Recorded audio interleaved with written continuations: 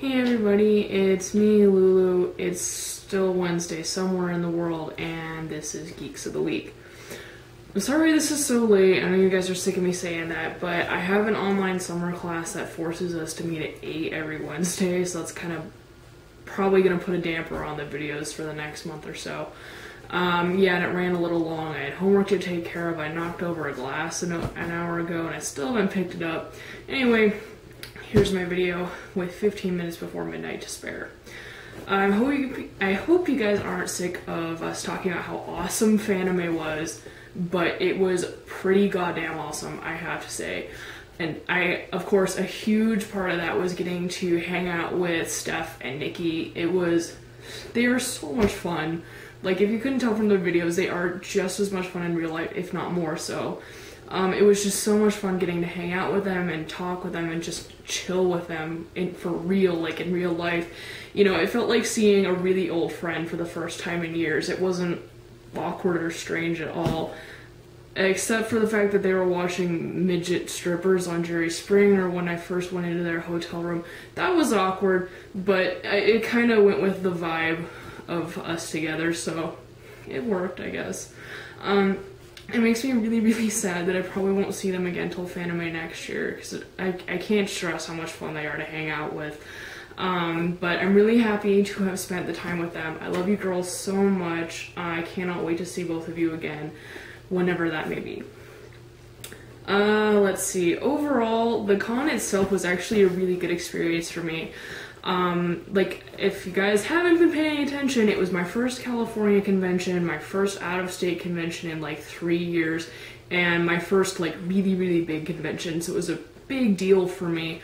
You know, my boyfriend and we've been together over 2 years, and it was also our first time like traveling out of state together or going on any sort of vacation together, so that was also really special for me.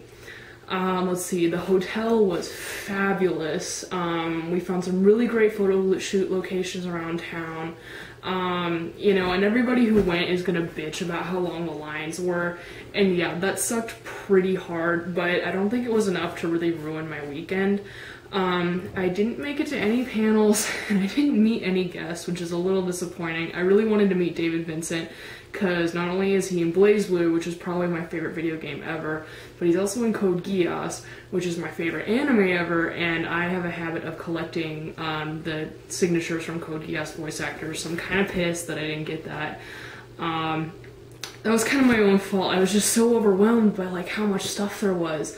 The dealer's room and the artist alley were both really incredible. The dealer's room had more stuff than I ever could have imagined. The artist alley was just incredible. All of the artists were so talented. I don't think I've ever wanted to spend that much on a bunch of artists before, so that was fantastic.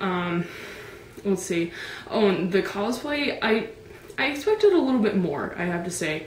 Or maybe I just expected me to suck a lot more in comparison to everybody else, but I got stopped quite a lot, which was really nice. I'm not used to people taking my picture anymore.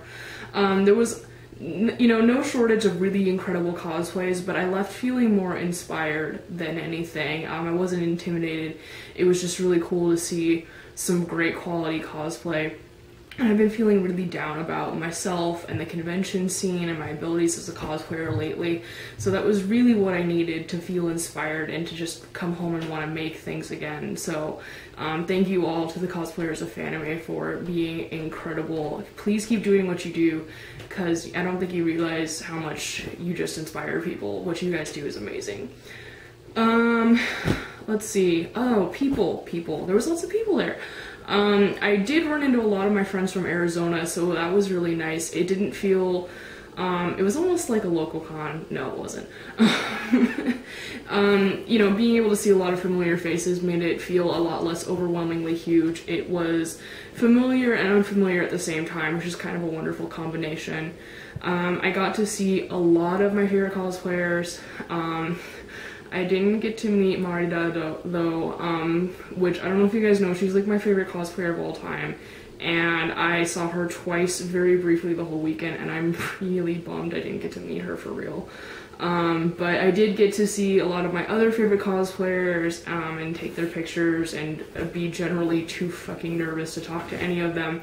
It was really cool getting to see them in real life and just fangirling on the inside a little bit. Gosh, there's just so much to talk about. I can't even detail it all in this video. I'll be doing a big blog post and hopefully a video. I did take some footage this weekend. So please keep an eye out for that. When I post those, the links will be up on my fan page, so if you're not watching that already, please do if you would like to see my other updates about FANIME. God, it was such a fun convention. It was exactly what I needed, a weekend to basically do nothing but buy shit and look pretty, and it was a lot of fun seeing all my friends and making new ones, and thank you so much FANIME for being more than I ever hoped it could be. We are already talking about going back next year. I'm definitely going to work to make this a regular stop on my con circuit in the years to come. It's an amazing convention, and if you ever have the chance to go to it, I really recommend it. It's a great con to go to. Let's see. Okay, before I go, you guys, I hate to end this video on kind of a downer note, but it was kind of one of the more sour notes of the FANIME weekend. Our one and only Nikki had her camera stolen, and you know, not only is Nikki our Friday geek who uses said camera to film her wonderful videos, she's also a film student who's on track to graduate within the next year, I believe. So she really needs that camera, and guys, seeing Nikki cry like broke my fucking heart, and it's just so disappointing to me that one of our own would have taken her camera and not even returned it to Lost and Found. So, you know, if you're the person who took this and you're watching this, I really hope you will do the honorable thing and come forward and return it. Nikki really needs that camera. So if you are the person who did it, or if you know the person who did it, please come forward and we will forgive you. We might send you a t-shirt. No, we won't, but we'll at least forgive you. But otherwise, it's looking like Nikki's gonna need a new camera. And we here at Geeks of the Week want to help Nikki out in any way possible, short of prostitution and drug smuggling. So if you guys can think of any way for us to help raise money for Nikki, please leave your suggestions in the comments or something. Steph and I are already thinking about selling prints. I know that's something only weirdos do, but if it's for a good cause, like helping out a good friend of ours, a good and talented friend who needs that camera, you know, I would gladly do it. So if you guys can think of anything besides selling prints or anything like that, please, please, please let us know. We are open to just about anything, like I said, short of anything illegal.